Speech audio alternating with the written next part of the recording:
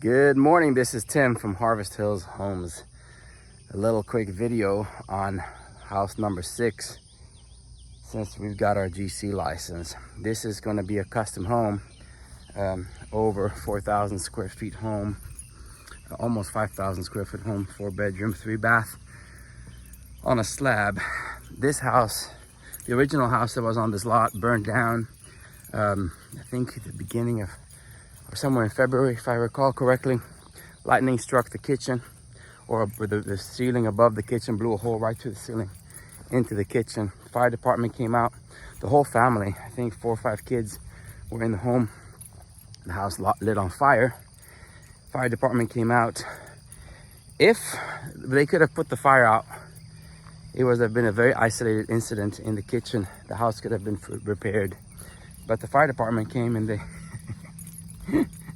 if you know, you know, the fire department caused more damage to that house than the fire did. It's part of putting out fires, I guess. I'm not judging. And it's an opportunity for me to rebuild this beautiful place. The lot is gorgeous. We're surrounded by farms, and due to the layout of this lot, being it's fairly flat, and for Tennessee, for this part of Tennessee, having a flat lot is very, very special. And so if you have a rolling hill or a side of a hill kind of lot, you cut into the hill, you do a basement house, or you do a what am I thinking about, a crawl space house. This house, I convinced the customer, because of the layout of the lot and the kind of house they chose, a slab would be the best, most cost-effective way to do it. So we have almost reached our final finished floor subgrade. So basically, you determine what height you want your floor, your finished floor, so the concrete of the finished floor to be, or your actual, finished floor, wood or carpet or whatever. Then you go down 4 inches for concrete, you go down 4 inches for gravel, and that's where the dirt guy, the excavation crew, has to land with a level pad. And the level pad should be within 2 inches from one side of the house to the other. This is about closer to 80 feet long of a house. And so, 2 inches sounds like a lot in construction, but on an 80-foot level, it needs to be within that grade. And then with gravel, we make it even more level. And then we go with a slab. So there's a few things we need to figure out on this house. There is existing water lines for the main water from the street. So where my truck is parked, a little bit, about 50 feet to the left of the truck, there's a water line. And the water line comes in somewhere over here on this side, I would say the right side of the house. Then there's a power line. We found a conduit in stripping this lot. We found the conduit with electrical, which was disconnected for the demolition of the old house. So that saves us a little bit of money. That saves us probably $3,000 to $5,000 on excavation and conduit, because we can tie in to that old conduit with a temporary pole and have it really close to the house already. And then when we get our final, they can connect the main wire into that conduit right up underneath the house. So that saves us on excavation, having to dig that 150-foot trench. And also the water line, we can dig out to a good section of pipe and tie into that and not have to dig a 150-foot trench to the main water meter. That mountain of soil is the top soil that was stripped. So all the organic matter, the top layer of dirt with the grass and any decayed organic material, gets scraped off and pushed to the side. That is topsoil. You cannot build on top of topsoil. So that gets stripped, and then we bring in this area of Tennessee, we bring in red clay. That's a good, strong subsoil that gets pacted really good. And they roll it, so they put 6 inches of soil. They roll it with this compacting rolling machine. I'm not sure what the exact name of that machine is. And then they do 6-inch lifts. So they roll 6 inches over and over and over and over, and then they add 6 inches of dirt and they roll over it again. So you get all these indentations, but these indentations, they put in you know, the weight of that tractor in weight on those points, and so it compresses the soil, and they go over it hundreds of times, left to right, or you know, right to left, back and forth in all different directions.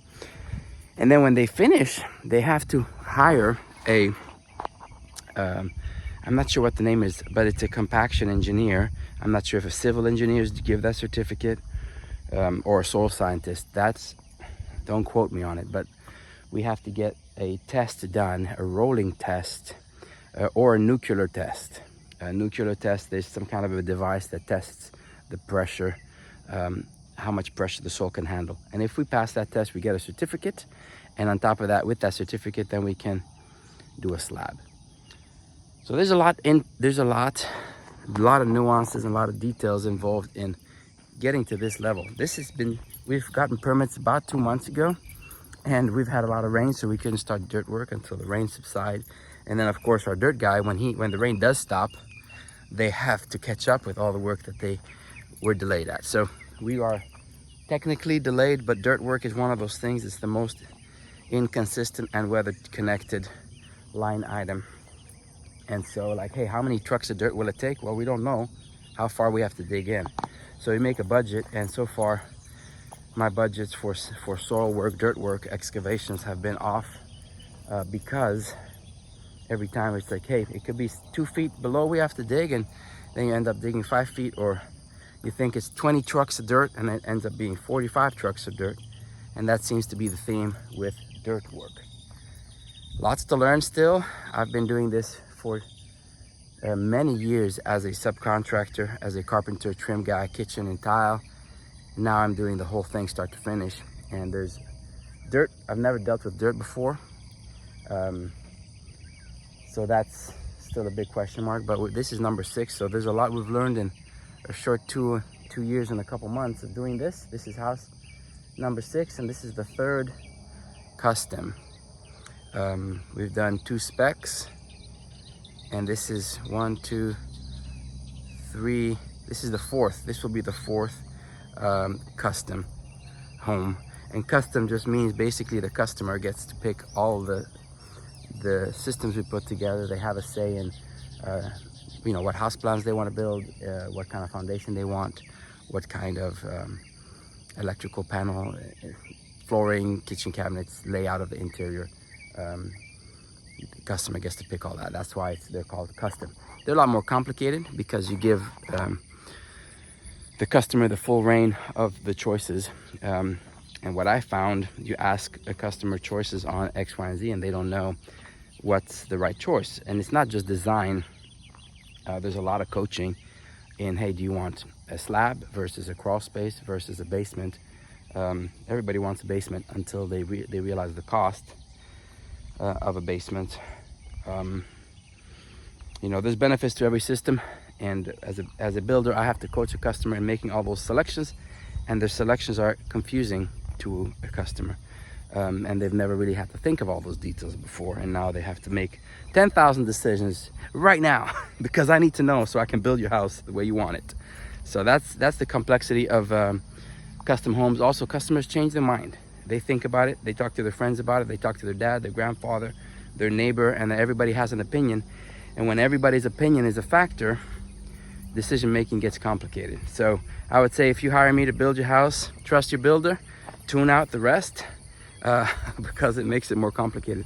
The more voices you have, the more complicated decision making gets. That's just a little 2 cents from Tim the Builder. See you on the next one. This is Tim.